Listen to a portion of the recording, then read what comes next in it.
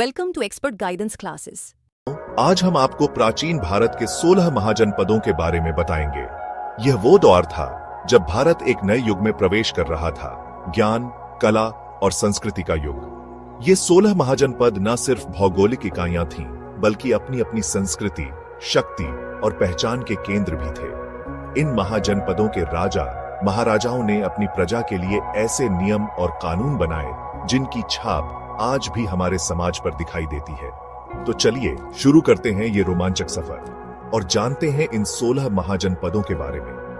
अंग महाजनपद, जो आज के बिहार राज्य में स्थित था। अंग महाजनपद अपनी समृद्धि और शक्ति के लिए प्रसिद्ध था। यहाँ के राजाओं ने अपनी प्रजा के लिए कई कुएं खुदवाए और सिंचाई की उत्तम व्यवस्था की।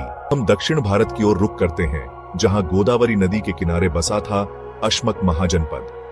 यह महाजनपद अपने व्यापार और वाणिज्य के लिए जाना जाता था। यहाँ से तक रेशम, मसाले और कीमती पत्थरों का निर्यात होता था।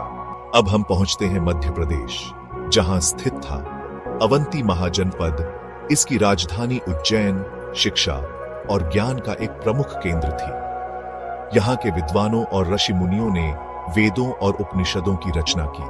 चेदी महाजनपद, जो आज के उत्तर प्रदेश और मध्य प्रदेश के कुछ हिस्सों में फैला था, अपने वीर योद्धाओं के लिए प्रसिद्ध था। महाभारत के युद्ध में चेदी नरेश शिशुपाल ने महत्वपूर्ण भूमिका निभाई थी। अब हम सीमा पार करते हैं और पहुंचते हैं गांधार महाजनपद, जो आज के पाकिस्तान और अफगानिस्तान में स्थित था। यह महाजनपद रेशम मार्ग का, जहां से भारत का व्यापार पश्चिमी देशों से जुड़ा था। गांधार अपनी कला और मूर्तिकला के लिए भी प्रसिद्ध था। अब हम आते हैं पवित्र नगरी काशी, जिसे आज हम वाराणसी के नाम से जानते हैं। काशी महाजनपद धार्मिक और आध्यात्मिक महत्व का केंद्र था। यहाँ गंगा नदी के तट पर अनेक मंदिर और घाट स्थापित हुए। अब हम पहुंचते हैं कोसल महाजनपद, जो आज के उत्तर प्रदेश में अयोध्या और उसके आसपास के क्षेत्रों में फैला हुआ था। कोसल को भगवान राम की जन्मभूमि माना जाता है। यहाँ के शासक दशरथ के पुत्र राम ने रावण का वध करके अधर्म का नाश किया। अब हम पहुंचते हैं कुरु। महाभारत का रणभूमि कुरु महाजनपद, जो आज के हरियाणा और दिल्ली के आसपास स्थित था, भारतीय इतिहास में एक महत्वपूर्ण स्थान रखता है। यहीं पर महाभारत का महान युद्ध लड़ा गया था। अब हम बात करते हैं मल्ल महाजनपद की, जो आज के उत्तर प्रदेश के गोरखपुर और आसपास के क्षेत्रों में फैला हुआ था। मल्ल गणराज्य भगवान बुद्ध के काल का एक महत्वपूर्ण गणराज्य था। यहीं पर भगवान बुद्ध ने अपना अंतिम उपदेश दिया था। मत्स्य, वीरों की धरती मत्स्य महाजनपद, जो आज के राजस्थान में अलवर और जयपुर के आसपास स्थित था, अपने वीर योद्धाओं और समृद्ध संस्कृति के लिए जाना जाता था। यह महाजनपद अपनी बहादुरी और स्वतंत्रता के लिए प्रसिद्ध था।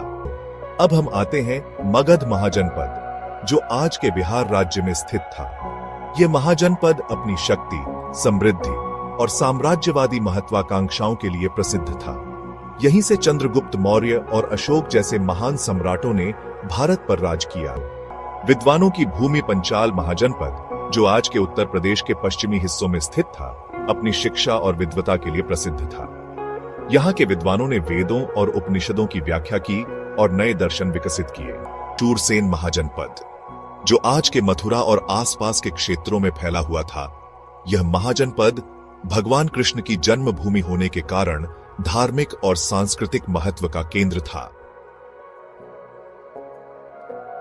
वज्जी महाजनपद, जो आज के बिहार के वैशाली और आसपास के क्षेत्रों में स्थित था, एक गणराज्य था, जहां राजा नहीं बल्कि जनता का शासन होता था। यह गणराज्य अपनी लोकतांत्रिक व्यवस्था और न्यायप्रियता के लिए प्रसिद्ध था। वत्स महाजनपद, जो आज के उत्तर प्रदेश के इलाहाबाद और आसपास के क्षेत्रों में स्थित था, अपनी समृद्धि और सांस्कृतिक विरासत के लिए प्रसिद्ध था। यहाँ के शासक अपनी प्रजा के हक और हित के लिए सतत प्रयासशील रहते थे। भोज महाजनपद, जो आज के पाकिस्तान और अफगानिस्तान के कुछ हिस्सों में स्थित था। यह महाजनपद हिमालय की तलहटी में बसा हुआ था और अपनी प्राकृतिक सुंदरता और घोड़ों के लिए प्रसिद्ध था। तो दोस्तों, ये थे प्राचीन भारत के 16 महाजनपद। हर एक महाजनपद अपने आप में एक विशेष स्थान रखता था और भारतीय इतिहास और संस्कृति को समृद्ध करने में महत्वपूर्ण योगदान दिया है। इन महाजनपदों की कहानी हमें यह बताती है कि भारत हमेशा से ही विविधताओं से भरा रहा है और यहाँ हर क्षेत्र की अपनी एक अलग पहचान और महक। अगर आपको यह जानकारी पसंद आई हो तो हमारे चैनल को सब्सक्राइब करें और इस वीडियो को लाइक और शेयर करना न भूलें। धन्यवाद।